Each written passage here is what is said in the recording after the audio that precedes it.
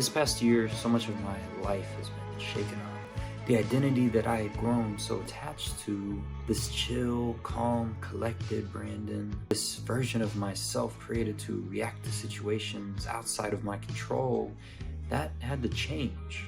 And I've met amazing people who I never would have met if even one thing had turned out differently. I love my life, really, I love my life. And I've spent this past year trying to show people how to love theirs even when it's not so obvious. Still, there's one problem. My channel is dead. I've cracked 5,000 views and I've never done that before. I'm immensely proud of that, and I'm so delighted to interact with everyone who interacts with my content.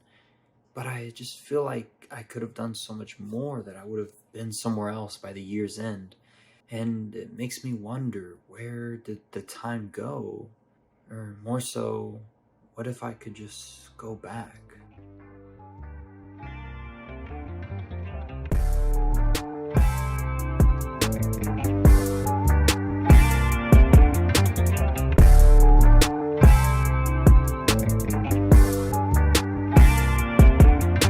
As a total sci-fi geek, time travel is always going to be awesome.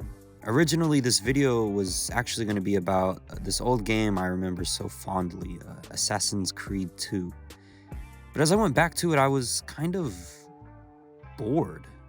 It wasn't what I remembered it to be. It was so middling, and I've encountered so much better since then. But I kept on, and I hit the end, and the scene reminded me of what I found so perplexing back then. You see, in Assassin's Creed, you play as a modern-day Desmond, reliving his ancestors' memories through this DNA-analyzing machine called an Animus. And it's all fairly straightforward until, in the last act, Desmond's ancestor Ezio literally walks into an ancient secret society's vault under the Vatican in Rome and finds a god. And this god speaks to Ezio and then looks into the camera at us and starts speaking to us and Desmond about the end of the world. None of what you are saying makes sense. Our words are not meant for you. What are you talking about? There's no one else here. Enough. I do not wish to speak with you, but through you. You are the prophet. You've played your part. You anchor him, but please be silent, that we may commune. Listen. It is done. The message is delivered. We are gone now from this world. All of us. We can do no more. The rest is up to you, Desmond. What? Who is Desmond? I don't understand. Please, wait. I have so many questions. And how crazy is that? A god who no one knows about, so smart it could make a plan to speak to someone 500 years in the future through this unknown yet makeshift time travel technology. I love that. It's inspiring as a writer and just as a fan of sci-fi. So inspiring that it changed the shape of this video to one about time travel. But what could little old Brandon ever say about time travel? I've never done it. And anything that I would gush over, the butterfly effect and Donnie Darko, Back to the Future, you've already seen it. You've been there, done that, so what can I even add? That's right.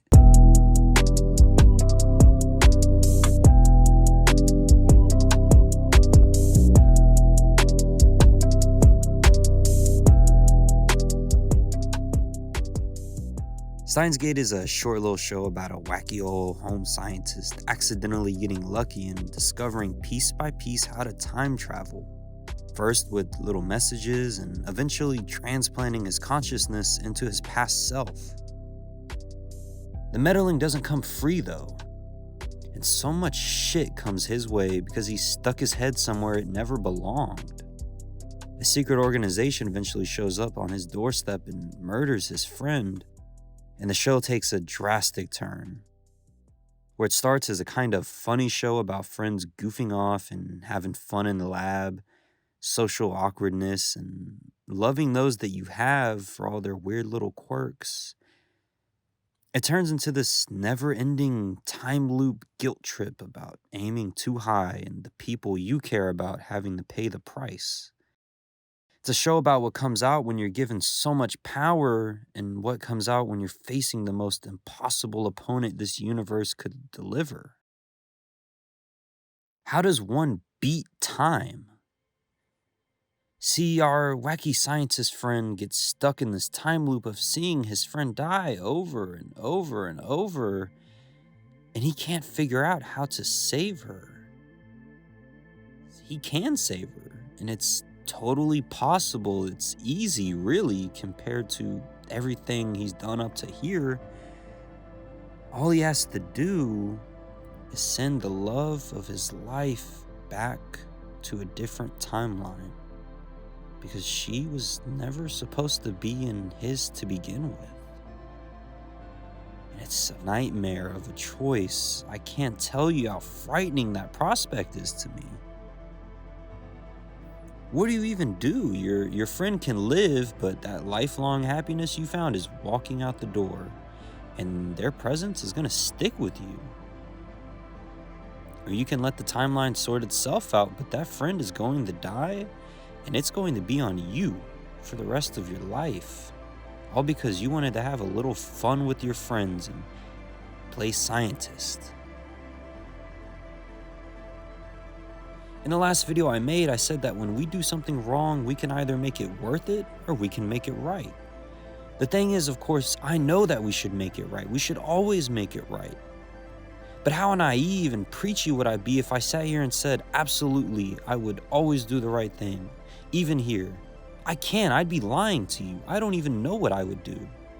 But he does it, and it's so admirable.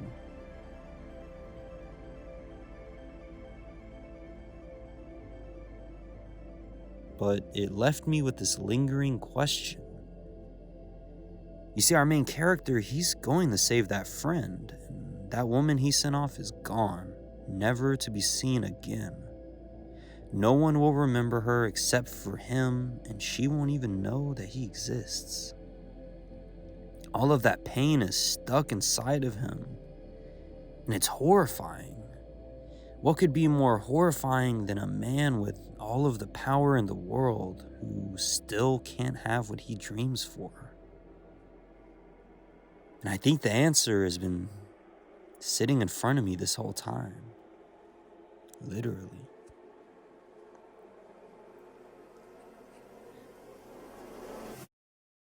Sitting and Smiling is a series, for lack of a better term, about a man who sits and smiles for hours and hours and hours. And that's it. And this is the point where I'm supposed to share with you what I've learned, but I can't. What could I ever teach you that this man in front of me smiling hasn't already? What are my words compared to his life? I could say something corny like, maybe we should all sit and smile for a little bit and fully embrace the moment and enjoy what we have. But you know that already. The only thing I can add is, what's the point of obsessing whether we can go back and what we would change? This car that we're in, it goes one way. That's it. Forward. I can't go back. I can't make better videos. I can't unlose friends. I can't unspend time and bank it somewhere else. I can't make better choices. But life is chaotic and I'm alive. Therefore, everything that I do, every decision that I make, there are consequences. There's chaos intertangled into all of it. And if my dreams are big, so too are the consequences. So too are the chaos. But that's a beautiful thing. Inherently, by the nature of life itself, even if I'm a fragile, chaotic, destructive person trying to hold it all together in pursuit of some dream, something bigger, that's okay. That's just me. You know, a god from the past can't speak to us, but the past itself can. And if the past taught me one thing, it taught me to give up control. Instead, embrace chaos, embrace life, embrace pain and anger, struggle, embrace the anxiety you feel. Embrace love, because the things that we dwell on, that is who we become. We don't become the thing that we want to be, the person we want to be. We don't. We become the thing that we sit and smile at in our mind's eye day in and day out. And so, even though I focused so hard on becoming this chill and calm, collected Brandon who had things figured out, inside was this worry and this fear constantly of losing control. And in turn, I became a controlling, unauthentic, just insincere person. And even if it's too little, too late, I've realized I'm not okay with that anymore. So I'm gonna do something different. For now, I'll dwell on the carnage of a life in pursuit of a dream of connecting with people. Maybe works and maybe spirals out of control. But either way, as that thing is falling out of orbit, I'll fall as authentically as Brandon possibly can, and I'll connect with as many people as Brandon possibly can using my voice, things that I feel passionately about. And whatever life that brings, that's the life I'm gonna live. A lot better than that old stuff anyway. That maybe sounds a little incomprehensible right now, but let me tell you what is comprehensible. Next year, something that I like to call Up at Night Volume